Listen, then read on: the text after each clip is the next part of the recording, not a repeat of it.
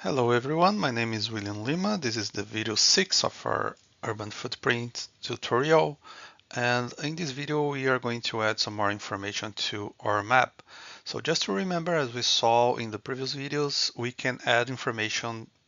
We can use two different ways to add information in our map. So the first one, we can use our base canvas and all the columns that are available in our base canvas that are connected to the data table. Uh, with all the information that we can use, but remember that this information is only focused on our project area. So for example, if I change the land use category to population, for example, it will automatically update our map, but only for our project area. But when we are doing urban analysis, there are some informations that we need that are about the context area, not only for the project area. So this kind of information we need to add as a predefined layer, or we can upload a layer to our file. So let's say that inside our project area, we want to keep the information about land use category, but we need to add some other information about the context area. And let's say that we need to evaluate, for example, the transit stops, the bicycle and pedestrian infrastructure that we have.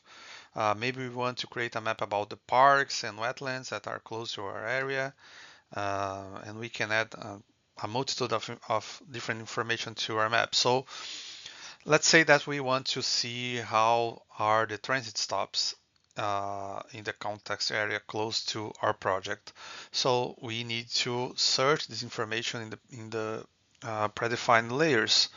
So we can go to, for example, transport and circulation, and let's see if we can find something about transit stops here.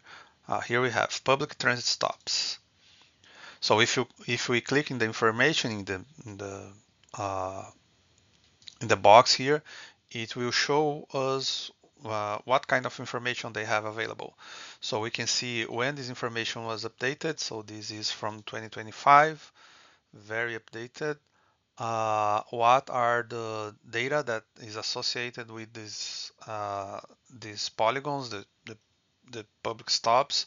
So we have, for example, the name of the stop location, the transit agency that uses that stop, the type of transportation. I mean, we have a, a bunch of information that we can use in our maps.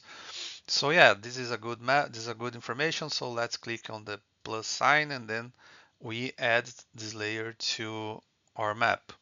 Okay, so now if we close, we can see that we have here public transit stops, and when we turn it on, it will show all the transit stops in the context area of our project.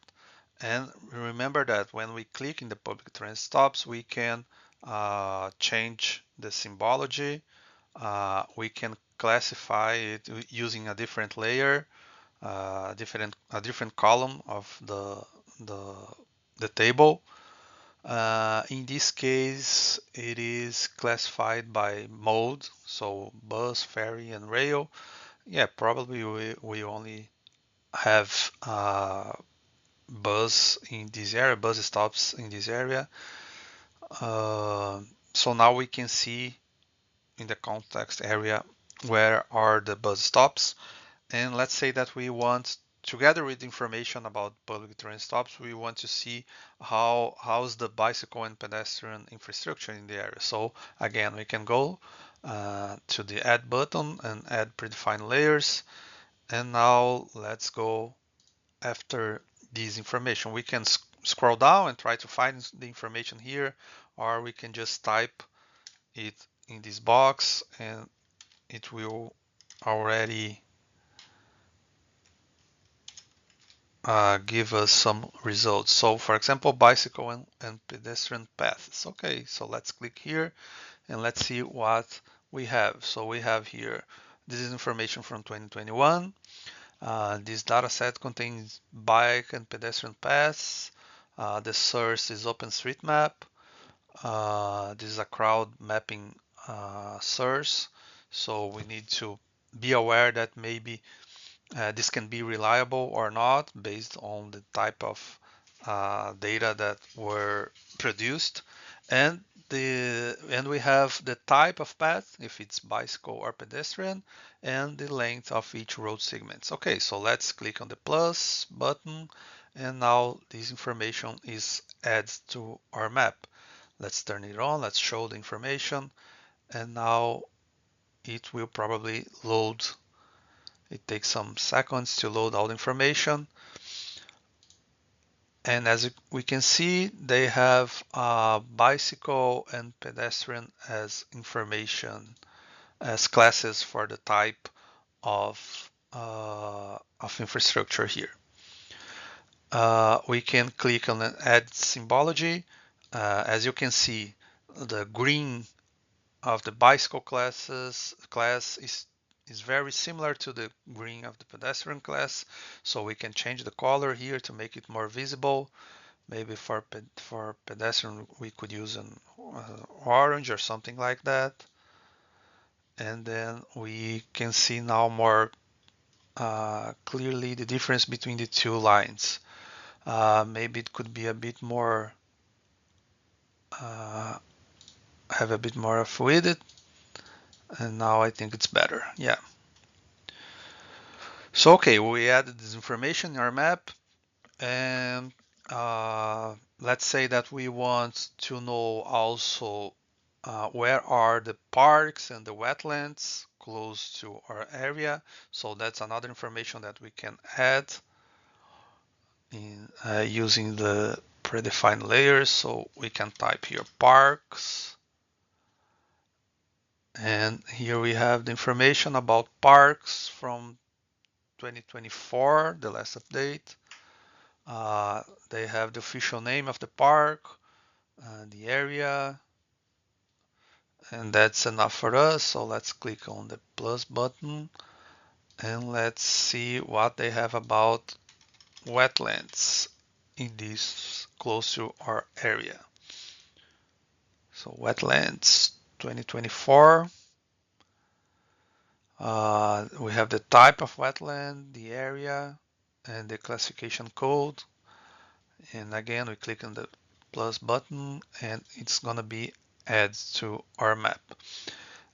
By default, it comes hidden, so we need to click to show the information in the map. So let's turn on the wetlands and the parks information. And here we go. So we have some classes for wetlands here, some classes for parks. Remember that we can change the information using the column button here. Instead of feature type, we could use the name or maybe the area. For the wetlands, we could use the classification codes, the type, the area.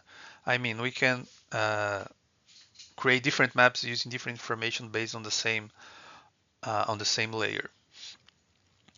And let's say that we want to create a map, but maybe it would be a very busy map with all this information. So let's say we will have a map about the transit stops and the bicycle and pedestrian infrastructure, and other map using the parks and wetlands. So we just need, remember that we just need to create in the export button, and a new window will open where we can organize the map before we export. And since all the information is turned on in the base map, so all the information will be shown here in the map. So if I don't want to use the type, the wetland types or the park information, we just need to turn it off in the base map. So if we hide the parks and the wetlands information, and we keep just the information about the bicycle and pedestrian paths and the public transit stops, when we click export, this is the type of information that will be available here. We also could turn it on and off using this option here, the layers that we want to include in the legend. Let's say we don't need the project area here and the base canvas. We just need information about the type of bicycle and pedestrian paths and public transit mode. So we can simplify our legend here. Then we can just adjust the screen. Remember that you can change the print size, maybe use a bigger one, and then we just need to click in export, and then it will generate the map. And if I want to create the map about the parks and wetlands, then I turn off the bicycle and pedestrian paths and the public transit stops, turn on the parks and wetlands, and when I click export, now this is the kind of information that will be available in the legend, and I can update our screen based on this information. Um, so just remember, we need these two. We have these two areas to these two options to add information, and remember that we can also upload different layers that are not available in the UrbanFootPrint database. So we can use other types of files here, shapefile, for example, from other sources, and we can also upload it here and use it in our maps. But most of information is already available either in the base canvas or in the predefined layers that we have here. That's it for this video. I see you in the next one.